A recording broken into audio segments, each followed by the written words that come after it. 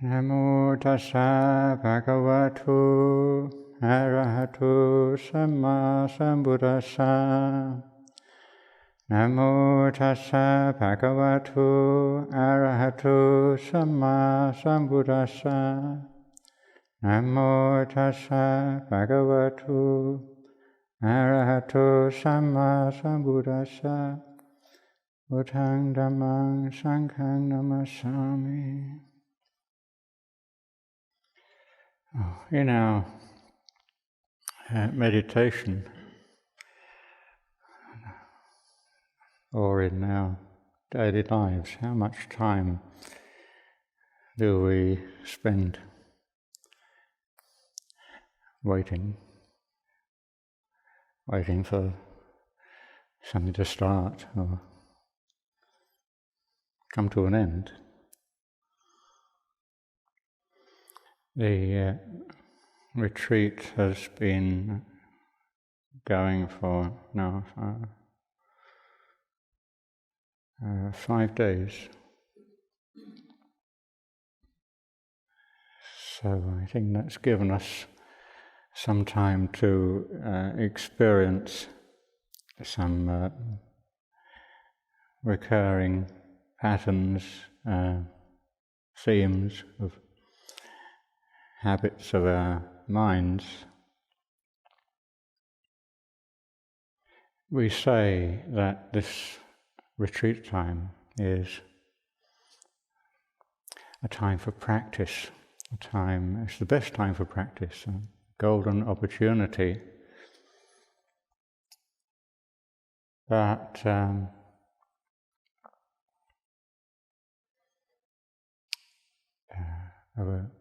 we may experience all sorts of hindrances and obstacles, and wonder why we have so many problems in being able to just experience just a little bit of calm, some peace.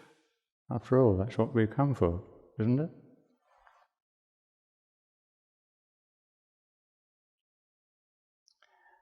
And yet, what's the experience? We might be very disappointed and just wonder when our chattering minds will stop creating waves of disturbance on when we'd like to enjoy the calm of a still pond. All we see are the movements of mind.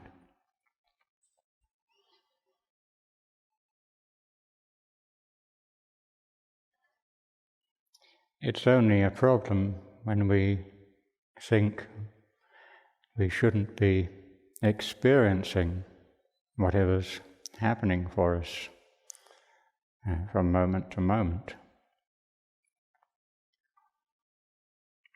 I gave a talk here a few days before the retreat, and I was talking about how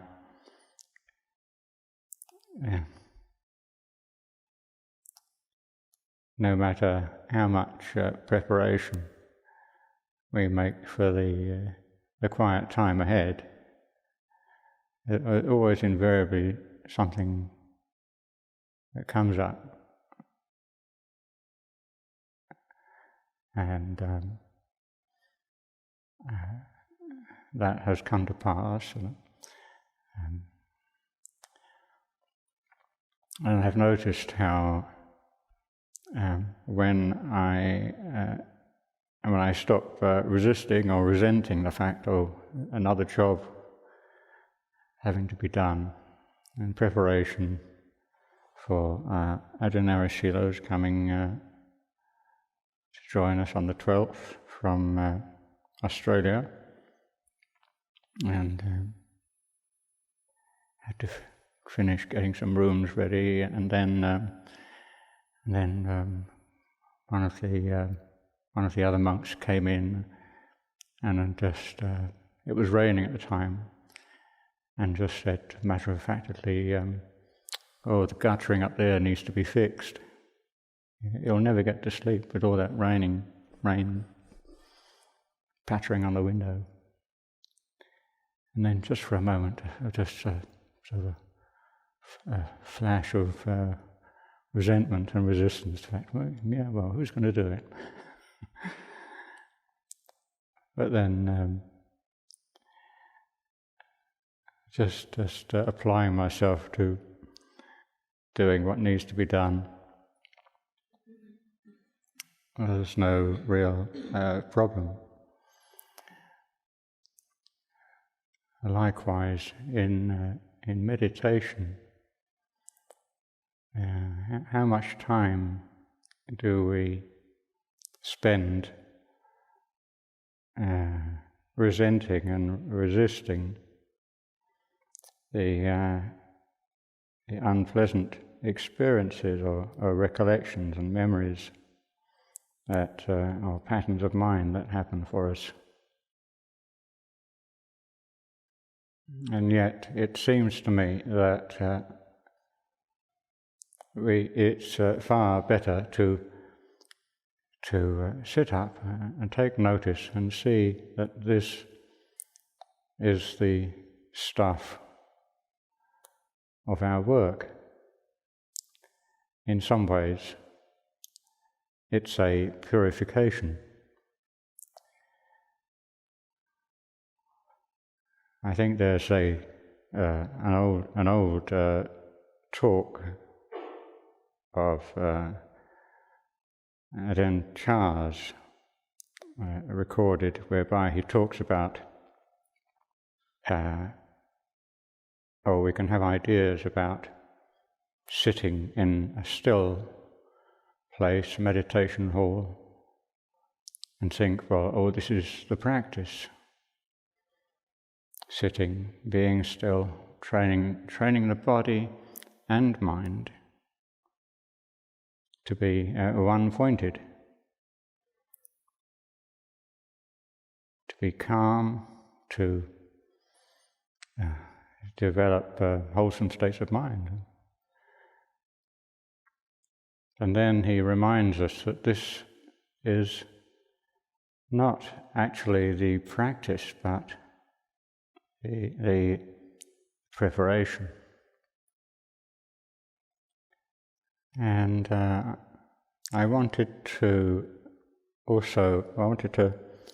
emphasize the importance of remembering that this opportunity is a time for training the body as well as the mind. It's very easy to pick up the Buddhist teachings and see all this in terms of qualities and factors of mind.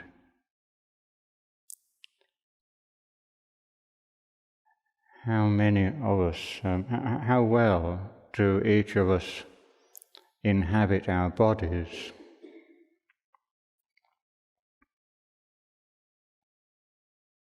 It seems to me that we become very preoccupied with our mental world, and yet to have our attention grounded in the body is a very useful, skillful means for bringing our attention into the present.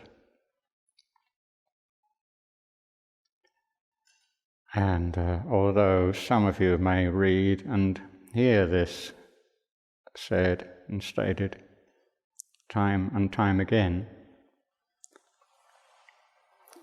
how many of us really appreciate the value of that? It's very easy to overlook and to consider as very mundane, just this awareness in the body, presence with the body. And I'll give you just a real life anecdote from my past, an incident that helped me to really appreciate the importance of staying present. A few years ago, I lived in a small monastery and was going through immense difficulties, and nothing seemed to be going right. And actually, I wasn't so much having bad thoughts, thoughts of ill will about the monk or the monks I was living with. It was someone very far away. And I remember it was during the mealtime, there I was again, sitting at the mealtime, thinking of this monk, thinking of what I should be saying to him, and trying to think of ways of sharing sharing a few unskillful thoughts with him, and how would I put it across? And then something happened during the meal that really brought me round, and one of my teeth snapped.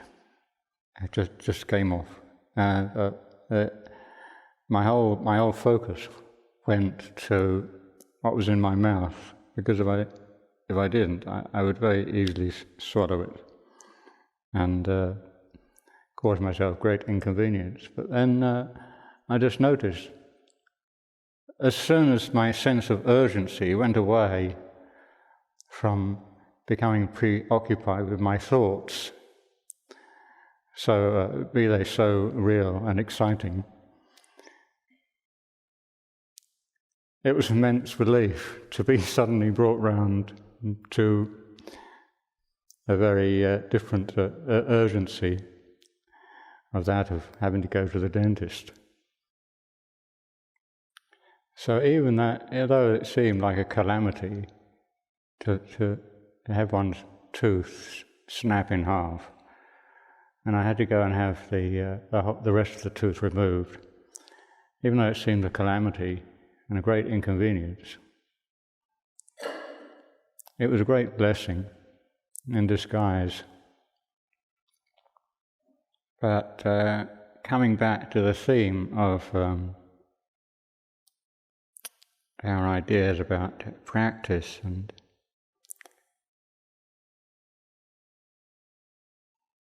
there is the summary in brief of the Buddha's teaching to do good, to refrain from evil, wrong actions, to purify the heart.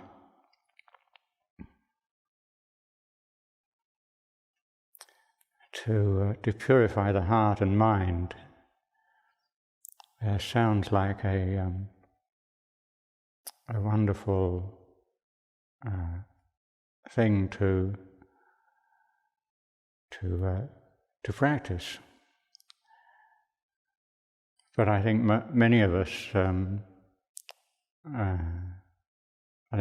forget and overlook that it's through patient endurance with difficulties and hardships that is actually a purification. Even if we do, even if our reasons for holding resentments about what's happened in the past and what our parents did to us, or how our friends disappointed us, even though all the reasons may seem so incredibly convincing and right, if the result is ill will and resentment, what's the point in holding on to these this line of logic or reasoning. And it seems to me that it's only when we've become weary of the old habits that are the cause of our grief, our dukkha. It's only when we recognize or give up even, or acknowledge, oh, I've had enough of this, it's time to just either turn away or develop a skillful way of thinking, develop our own skillful means for either accepting others, resolving the past,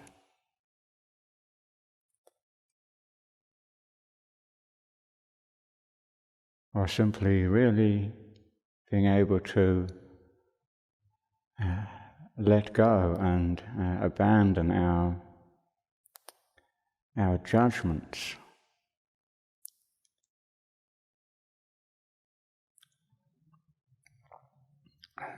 of ourselves or of others.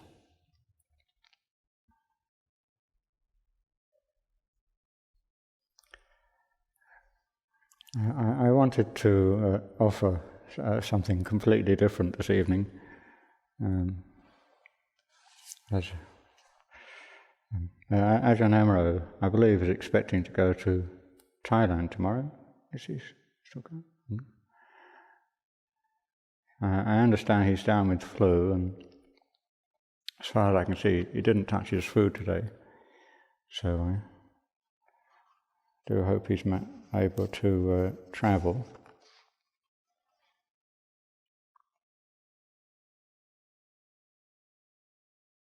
Oh, there is more. Just give me time. Just give me time.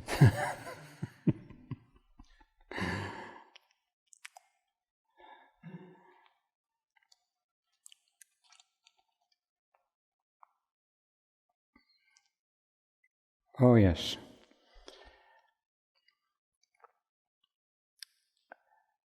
I just wanted to say a little more, emphasizing the value of being present in the body, using the body.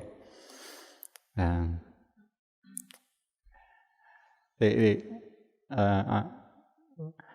I was a student 30 years ago, it sounds a long time ago, in the early 80s,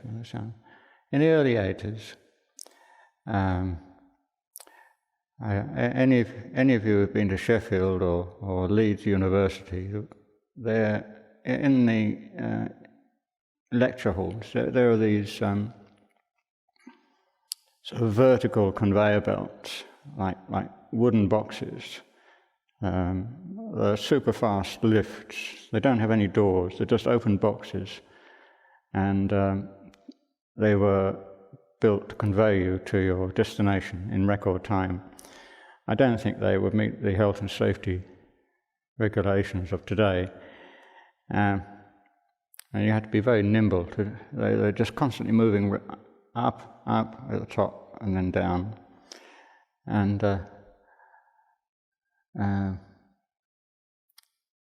I remember wondering once what would happen. What happens at the top?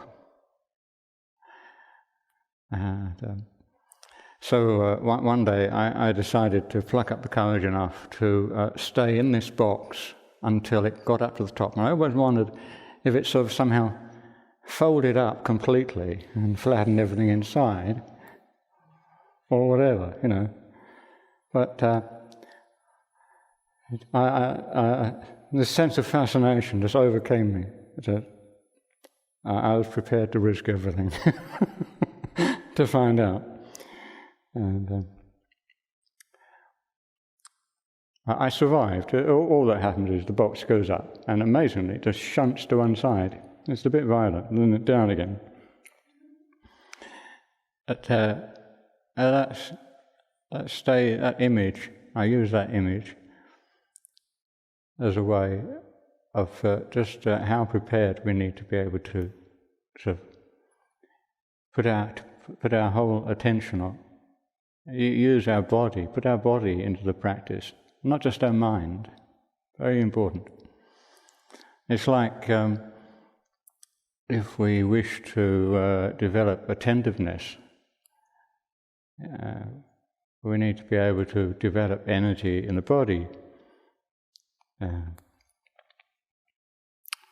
to develop the skill of energy.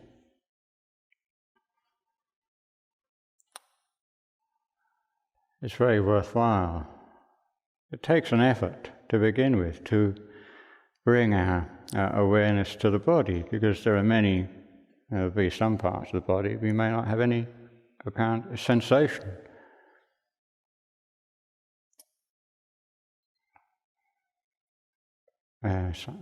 Some of you might practice body scanning, this idea with using the image of scanning the attention around the body as a way of developing a sense of energy and aliveness, or just to connect with the aliveness of the body.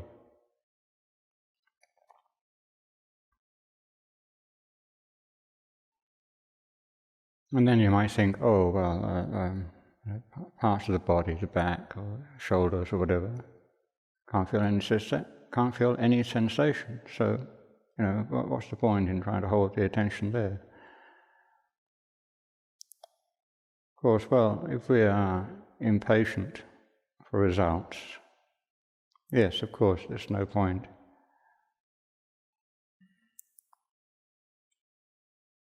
But without patience, we never really develop, we never make any progress in the spiritual path.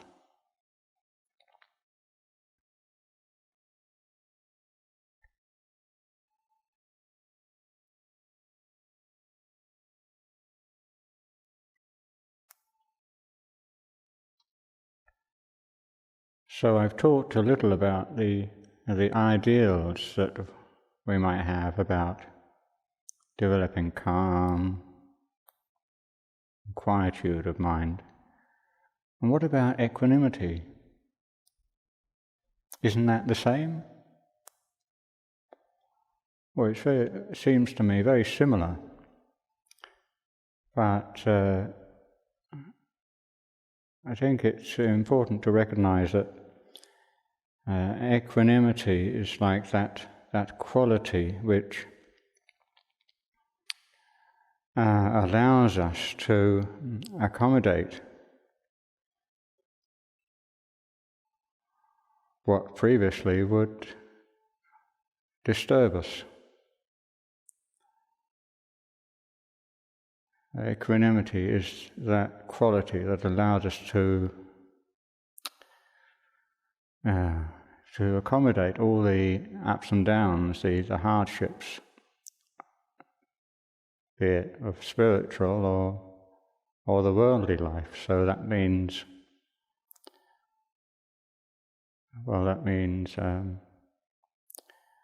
if we're having a particularly good meditation, or we're feeling really good today, then don't worry, it will pass. And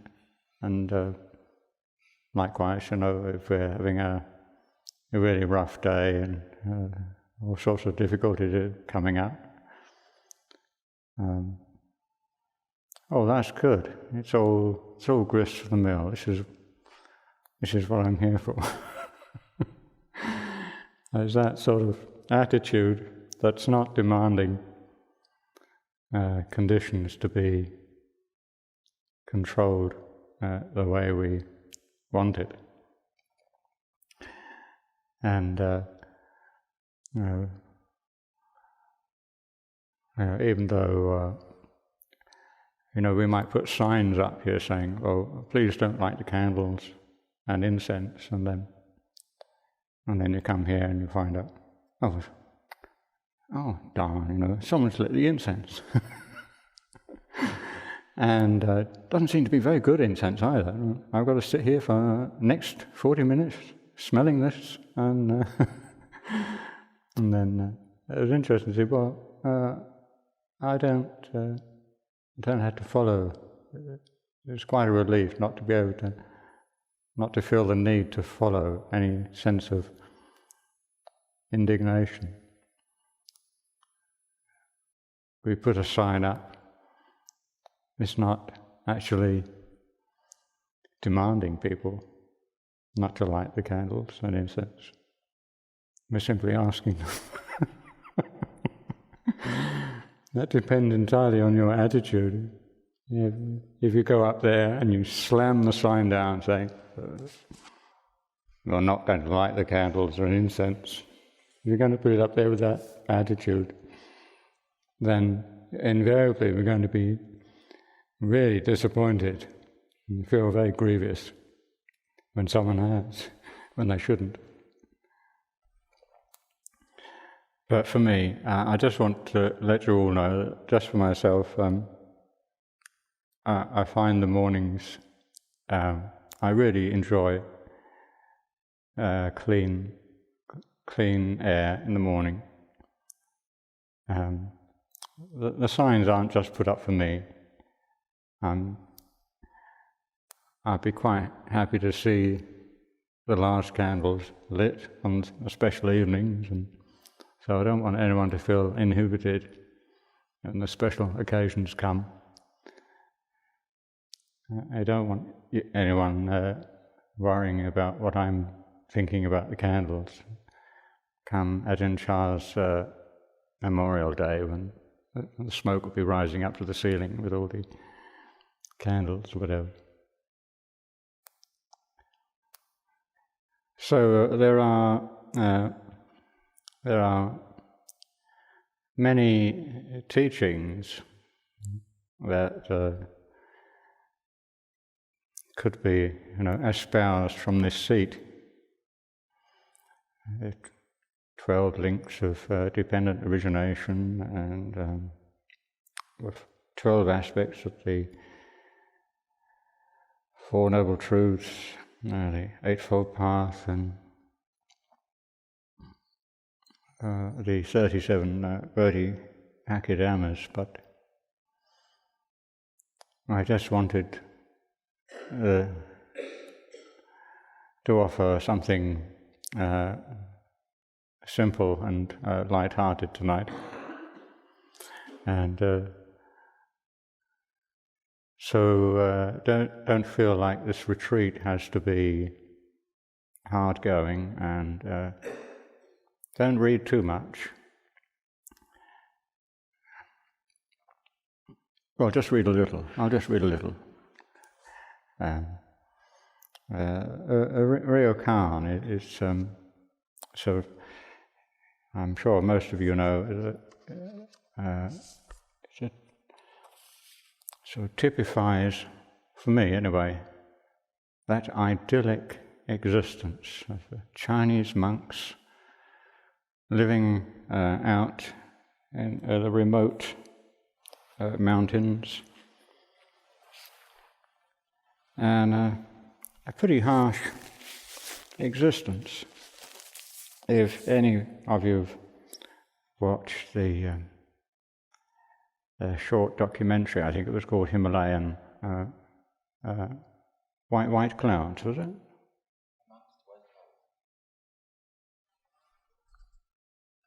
white clouds. And Chinese monks live.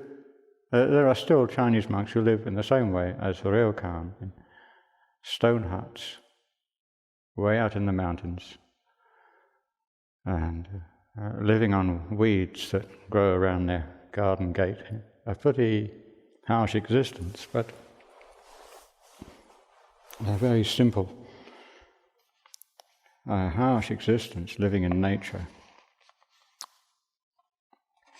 So I was given this collection of poems by Adicho before he left.